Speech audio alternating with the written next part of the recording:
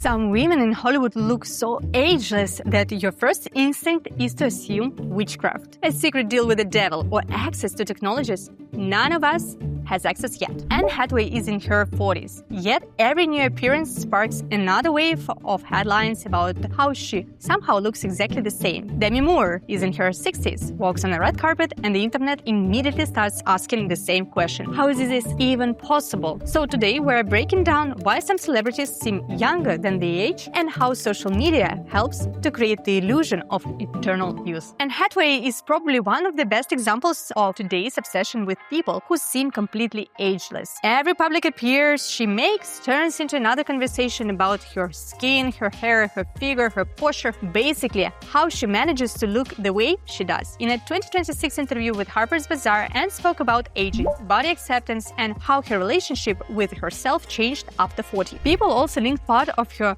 glow to giving up alcohol and maintaining a consistent beauty routine. What's interesting though is that she chose not to comment on the more medical side of her speculations surrounding her appearance. And honestly, that's pretty telling. Celebrities today are increasingly comfortable talking about skincare, wellness, and self-care, but they are often much less willing to discuss everything else that may contribute to their final result. And let's be honest, Anne Hathaway has probably accumulated more than one anti-aging secret over the years. For example, Vogue once highlighted the fact that she wore a full UPF sun protective suit during the vacation on a boat, meaning that even on holidays she wasn't relying solely on sunscreen. She was physically protecting her skin from the sun, very much in line with the kind of sun avoidance strategies that have long been populated in many Asian beauty cultures. And if we look at the science, this is actually one of the least exciting but most proven anti-aging habits available. Sun protection is one of the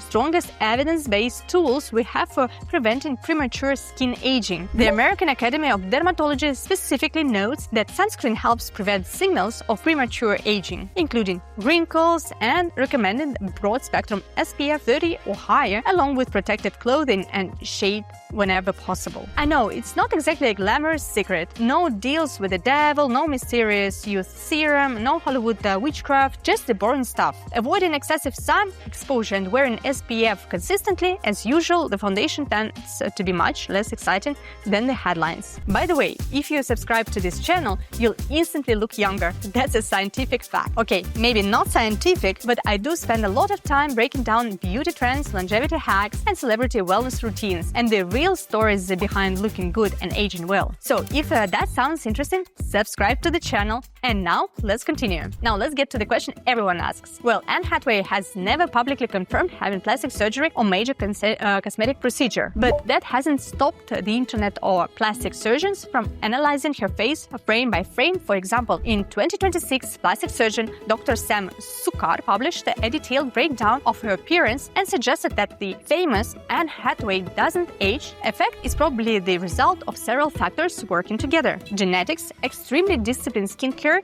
subtle cosmetic treatments, and a few very conservative procedures. The most commonly, theories usually focus on a few things: Botox or similar neuromodulators. Anne Hathaway has very smooth forehead and a very visible expressions lines in the upper part of her face, especially in the recent red carpet appearance. Second, fillers, or what some specialists call a liquid facelift. The goal isn't to change the face, the goal is to restore the structure that then naturally decreases with age. And that's often what creates that polished, youthful look without making someone appear obviously done. Some experts have also speculated about very subtle work around the upper eyelids or brow area, because over the past few years her eyes appear more open and the outer corners seem slightly lifted. But this is where an important disclaimer comes in. None of these has ever been confirmed by Anne Hathaway herself. These are professional opinions based on photographers, not established facts. And honestly, I think the most interesting part isn't whether she had a plastic surgery or not, it's how invisible good work has become. Because modern anti-aging culture doesn't want you to see the surgery, it doesn't want you to see the injections, it wants you to see someone who simply looks well-rested, someone who seems to sleep well, eat well, exercise, drink water, and take care of herself. Meanwhile, behind the effortless appearance, there may be an entire system: dermatologists, preventive treatments, high-end skincare, maintenance procedures, and years of ongoing work designed specifically to make all of that look natural. With Demi Moore, the story gets even more interesting because her appearance is often discussed almost like a mystery. After The Substance, she became one of the central figures in conversations about aging, beauty, and society obsession with staying young. And that made people look at her own appearance even more closely. How does a woman in her 60s still look so striking, so polished, so expensive? But if you actually look at Demi Moore interviews and biography, her story is about much more than simply aging well. In interviews with People, she talked openly about the years when she was filming Striptease and G.I. Jane. And honestly, it sounds exhausting. She described pushing herself through extreme diets and intense training because in Hollywood, appearance wasn't just personal, it was part of the job. She admitted that for years she had a very harsh relationship with her body and constantly felt pressure to meet the industry's expectations. So when we look at Demi Moore today and say she doesn't age, it's important to remember that what we are seeing is not just skincare and genetics, it's also decades spent living inside a system where a woman's body is constantly evaluated, criticized, and turned into a project. What's interesting is that her message today sounds very different. Now she talks about wellness, longevity, sleep, meditation, movement, and treating herself with more kindness. In recent interviews, she described longevity not as a way to stop aging, but as an investment in future health, energy, and quality of life. But there is something important to remember here. Celebrities almost never tell the entire story. They might tell us about their cleansers, their meditation practices, their sleep routines, but they are not obliged to tell us about dermatologists, laser injections, and surgeries, if any of those exist. And honestly, that's completely fair. People are allowed to keep some things private. True? The problem starts when audiences begin to believe that celebrity appearance are the result of mindset alone, because they're usually not. And there is another side of the whole ageless beauty conversation. In 2026, after appearing at the Cannes Film Festival, Demi Moore faced a wave of criticism online. Many people started saying she looked too thin. Others argued that celebrity appearances like these can create the unhealthy beauty standards and romanticize extreme thinness for younger women. And I think that perfectly illustrates the contradiction at the center of modern beauty culture. Women are expected to stay young, but if they look too young, too thin, too polished, or too maintained, they get criticized for that too. Let's start with the most obvious explanation, but also the least complete one. Genetics. Yes, some people generally do age more slowly, at least visually. Some people naturally have thicker skin, better fat distribution in the face, less tendency forward pigmentation, softer expression lines, or facial structures that simply hold their shape longer. And honestly, some people are just lucky. But genetics is not the entire story, because if genetics alone determines everything, wealthy celebrities wouldn't spend thousands or millions on skincare, dermatologists, trainers, nutritionists, recovery, and cosmetics procedures. Genetics sets a starting point. After that, environment starts doing a lot of work too. And in Hollywood, that environment is often carefully designed to pursue a youthful appearance for as long as possible. I think one of the biggest mistakes we make when talking about aging well is that we only see the final result. We see the face, we see the red carpet, we see the photo, but we rarely see the invisible labor sitting between genetics and the final image. Because aging gracefully in normal life and aging gracefully under high-definition cameras are two completely different challenges. As I mentioned earlier, if I had to choose the single most boring but most scientifically proven factor behind visible skin aging, it would be the sun. Not collagen powders, not celebrity serums, not some secret Hollywood treatment. Just some ultraviolet radiation UV exposure accelerates what dermatologists call photoaging, wrinkles, pigmentation, uneven skin texture, loss of elasticity, and many of the visible changes we associate with aging nowadays. Today, anti-aging is about much more than a surgical facelift. We are talking about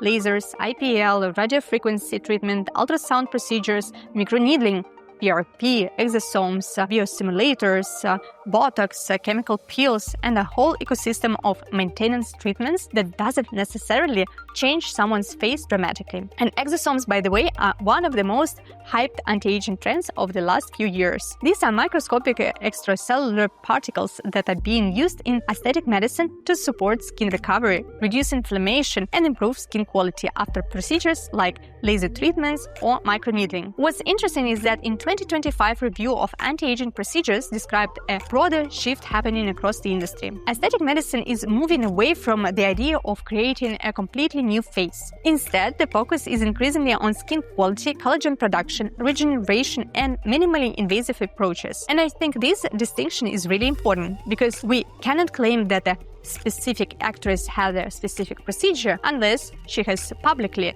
confirmed that. But we can talk about the system, and in Hollywood, access to top dermatologists and regular aesthetic treatments is often part of professional routine. Just like elite athletes have coaches and physical therapists, actresses whose faces are filmed in close-up may have an entire team dedicated to skin quality, prevention, and age-related changes. And honestly, the best cosmetic work usually doesn't look like cosmetic work. The goal isn't to create a new face. The goal is to make someone look rested, refreshed, healthy, which is exactly why audiences often don't notice anything at all when the work is done well. When we talk about women in their 40s, 50s, and 60s, we can't ignore one major factor: hormones. Menopause affects much more than the menstrual cycle. It can influence skin quality, sleep, body composition, mood, energy levels, bone density, muscle mass, and overall well-being. Estrogen in particular plays a role in skin thickness, hydration, collagen production, and tissue recovery. So hormonal changes can have a very noticeable impact on both how someone looks and how someone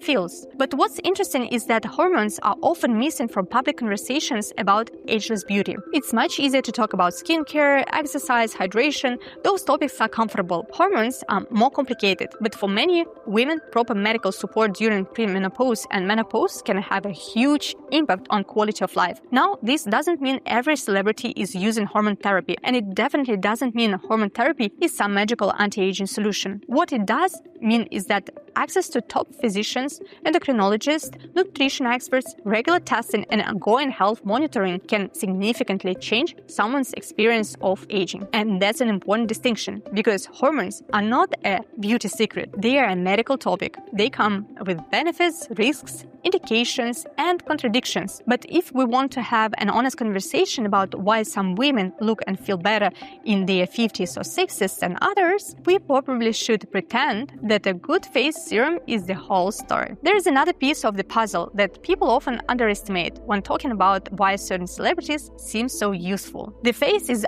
only part of the picture. A huge amount depends on the body itself: posture, muscle tone, the way someone walks, the way they move, the level of energy, and even how they carry themselves on camera. Demi Moore is a great example of this. People don't just talk about her face, they talk about her body too. A body that has been part of her public image for decades. What's interesting is that today she speaks much less about controlling or punishing her body and much more about listening to it, taking care, and having a more gentle approach to its maintenance. Youthfulness is not just the absence of wrinkles, it's also the presence of vitality. When someone moves easily, stands tall, has good muscle tone, looks energetic rather than exhausted, and appears comfortable in their own body, we automatically perceive them as younger. That's why things like strength training, Pilates, mobility work, stretching, dance, walking, and recovery matter so much. Not because they create some instant anti-aging miracle, but because they help maintain a body that continues to look strong, capable, and vibrant over time. And sometimes that feels of vitality is just as powerful as any cosmetic treatments. And Hathaway has mentioned in interviews that part of her glow came from giving up alcohol. And honestly,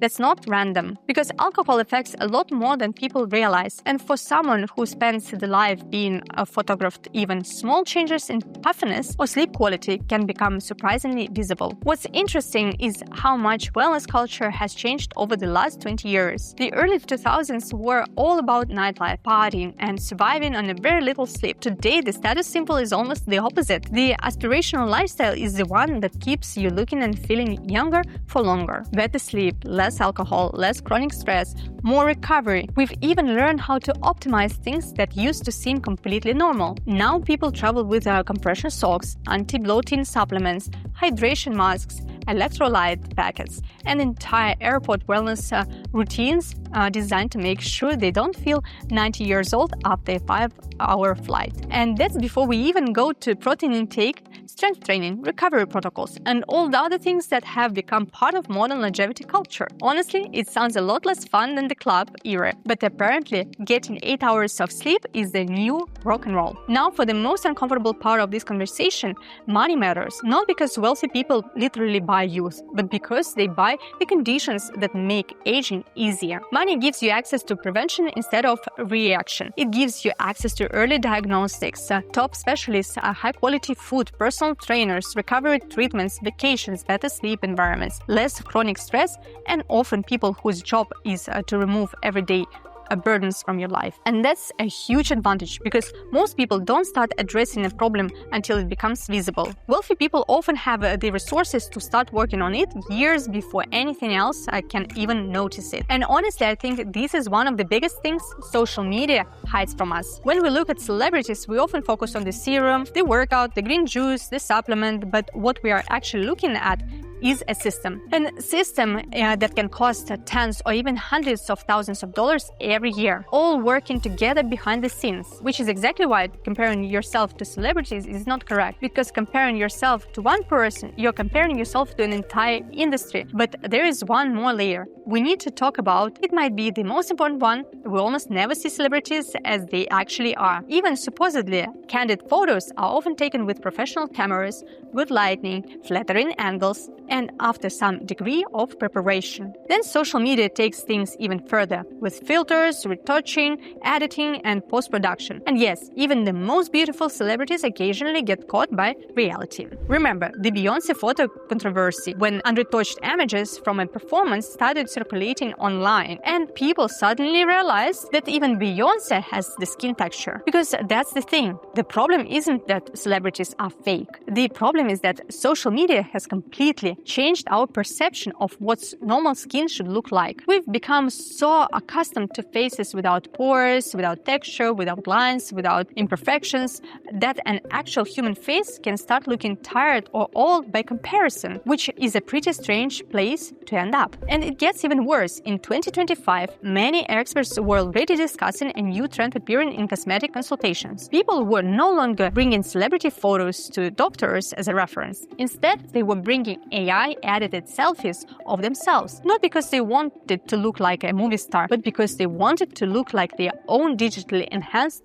version. Ladies getting older is not a bad thing, even though we are constantly sold an opposite idea. The idea that a woman's greatest achievement is somehow looking as if time has never touched her at all. And there is actually a huge irony in that, especially when it comes to Demi Moore, because the substance is literally a story about how disturbing and destructive the obsession with internal youth can become. Which is why I think the healthiest way to look at all of this is to search for some mythical anti-aging secret, is to understand what's really behind the images, because when we look at celebrities, we're usually not seeing a miracle. We are seeing a system, sun protection, sleep, nutrition, exercise, skincare, cosmetic treatments, money, and often decades spent in an industry where appearance is constantly being evaluated. So for most of us, the takeaway probably isn't how do I become Anne Hathaway? It's something much simpler. Take a slightly better care of yourself, protect your skin, move your body, get some sleep, and maybe stop comparing your real face to someone else's carefully selected images on the internet. Well, that's all I've got for today. Let me know in the comments whose internal youth you want me to break down next: Jennifer Lopez, Jennifer Aniston, Nicole Kidman, Victoria Beckham, or someone else entirely, because honestly, I love unpacking Hollywood trends and showing what's actually behind them. Not myths, not magic, just a system. Now, if you're excuse me, I'm going to go reapply my SPF and take some sun in Miami, and that's your cut for today.